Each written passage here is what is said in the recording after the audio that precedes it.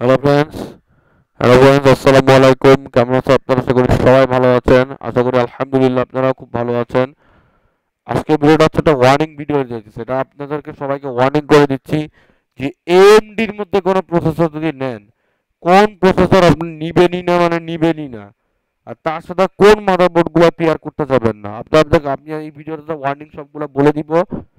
অবশ্যই যে ভিডিওটা দেখবেন পুরোপুরি, তাহলে আপনারা মজাটা ধারণা হয়ে যাবে কি প্রসেসর নেবেন, কি প্রসেসর নেবেন না। এটা খালি এএমডি প্রসেসরের বিষয় হতে চাইতেছে, আমি ইন্টেল নিয়ে একটা আলাদা ডেডিকেটেড ভিডিও বানাবো, অবশ্যই দেখবেন। তো আমরা ভিডিওটা স্টার্ট করে দিই, লেটস গো। তো প্রথমে শুরুতে বলে দিই কি এএমডি একটা ইতিহাস বলে নি ছোট। তো এএমডি বেসিক্যালি আগে অনেক খারাপ একটা ব্র্যান্ড ছিল, মানে এএমডি আগে মানে আগে লসই ছিল, এএমডি আগে ভালো প্রসেসর বানাতে পারতো না, যার কারণে এএমডি অনেক লসে ভুগছিল। আর এএমডির এটার কারণে এএমডি মানে প্রায় কোম্পানি প্রায় বন্ধ হয়ে যাওয়ার মতো অবস্থা হয়ে গেছিল। পরে 2014-তে নতুন সিইও আসে, যার নাম লিজাসু, সেটা চাইনিজের টাইপের মতো দেখতে। সে এসে এএমডি কে পুরো চেঞ্জ করে দেয় 2017-তে।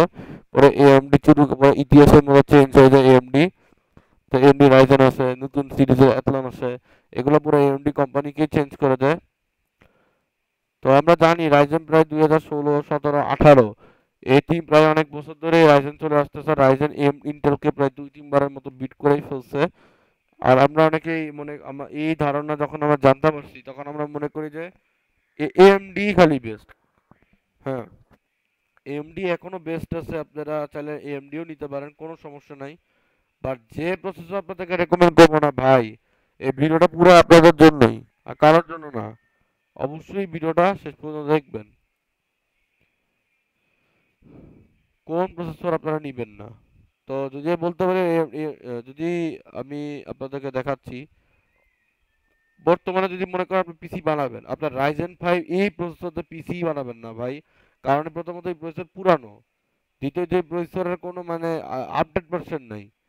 তাও আবার এখানে ভেগা 11 থাকলেও আপনারা এই প্রসেসর নিবেন না, এটা তো উইন্ডোজ 11 সাপোর্ট করে না। এই প্রসেসর আপনারা মোটেও নেবেন না।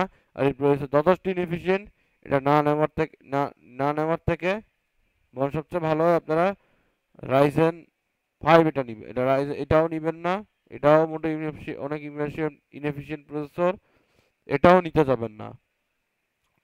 এটার থেকে সবচেয়ে এফিশিয়েন্ট হচ্ছে হলো আপনারা রাইজেনের, এটার থেকে বেটার হচ্ছে হলো আপনারা যারা নিতে পারেন হচ্ছে হলো রাইজেন 5 নিতে পারেন। এটা সবচেয়ে বেস্ট একটা প্রসেসর। কারণ আপনারা 46 সঙ্গে জিও নিতে পারেন, ইন্টিগ্রেটেড এপিইউ সহ সবই আছে, সবকিছুই আছে, মোটামুটি ভালোই স্পেক্স আছে। বাট ভাই আপনারা চাইনিজ এডিশন নিবেন না, চাইনিজ এডিশন খুবই খারাপ। কারণ চাইনিজ প্রসেসরগুলো তো বাংলাদেশে চলেই না, আবার চাইনিজ প্রসেসরগুলো চায়নাতে খালি চলে। আপনারা চাইনিজ প্রসেসর মতো নিবেন না। আমি যখন রেকমেন্ড করবো আপনারা 5000 সিরিজের এমডি প্রসেসর নিয়ে নেন, তাহলে আপনার ইনশাল্লাহ কোনো সমস্যা হবে না। আর ভাই এবার এমন ওয়ার্নিং ভিডিও বলবো, ওয়ান এ প্রসেসর ভাই নিবেনই না ভাই।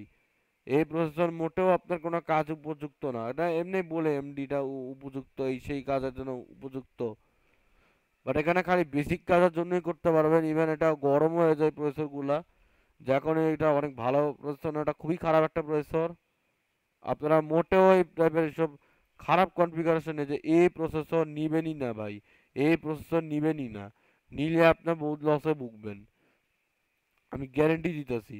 এই প্রসেসর মোটেও দিবেন না। তো দেখেন কত, এখানে 2 কোর আর 4 থ্রেড, তার মানে এটা ডুয়াল কোর প্রসেসর। যদি এটা নিতে চান বহুত লসে ভুগবেন, আমি নিজেই বলতেছি। এই টাইপের এইসব ফালতু প্রসেসর নিলে আপনি অনেক লসে ভুগবেন। আপনারা যদি প্রসেসর কিনতে চান আপনারা অবশ্যই লসে ভুগবেন। এর থেকে ভালো হচ্ছে আপনারা রাইজেন নেবেন। অবশ্যই এটা মনে হয় হেল্পফুল হয়েছে। অবশ্যই আমার ভিডিওটা লাইক, কমেন্ট, শেয়ার, সাবস্ক্রাইব করে দিবেন। আর নতুন নতুন ভিডিও দেখতে অবশ্যই আমার চ্যানেল সাবস্ক্রাইব করে দিবেন। Okay friends, bye bye, bye bye, and see you in the next video. Assalamu alaikum warahmatullahi wabarakatuh.